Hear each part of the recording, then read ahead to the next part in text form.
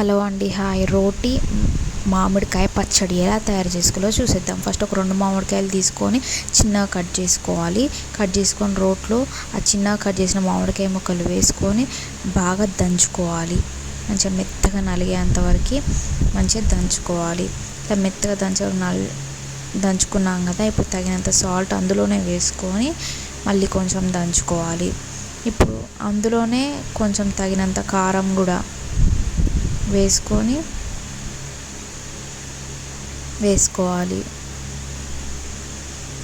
ఇప్పుడు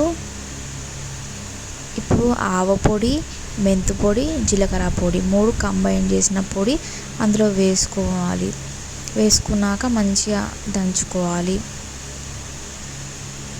మంచిగా దంచుకున్నాక ఇప్పుడు ఎల్లిపాయలు వేసుకోవాలి. ఎల్లిపాయలు కూడా మంచిగా దంచుకోవాలి. కూడా మంచిగా అంతా మంచిగా దంచుకున్నాక ఇప్పుడు తాలింపు పెట్టుకుందాం. దీనికి ఒక గిన్నె పెట్టుకొని గిన్నెలో మంచిగా ఆయిల్ పోసుకొని తాలింపు గింజలు వేసుకోవాలి. ఇప్పుడు ఎల్లిపాయ, కరివేపాకు, ఎండుమిర్చి వేసుకొని తాలింపు వేసుకోవాలి.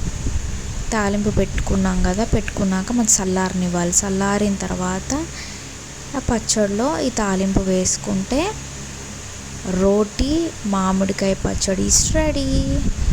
కొంచెమే 2 మామిడికాయతో చేశాను కాబట్టి కొంచెమే అయింది. సో టేస్టీ రోటి మామిడికాయ పచ్చడి ఈస్ రెడీ. చాలా బాగుంది రోటి పచ్చడి. చూస్తుంటేనే నోరు ఊడిపోతుంది. తింటే ఇంకా ఎక్సలెంట్ ఉంది. ట్రై చేయండి తప్పకుండా. సబ్స్క్రైబ్ చేసుకోండి నా ఛానల్ని.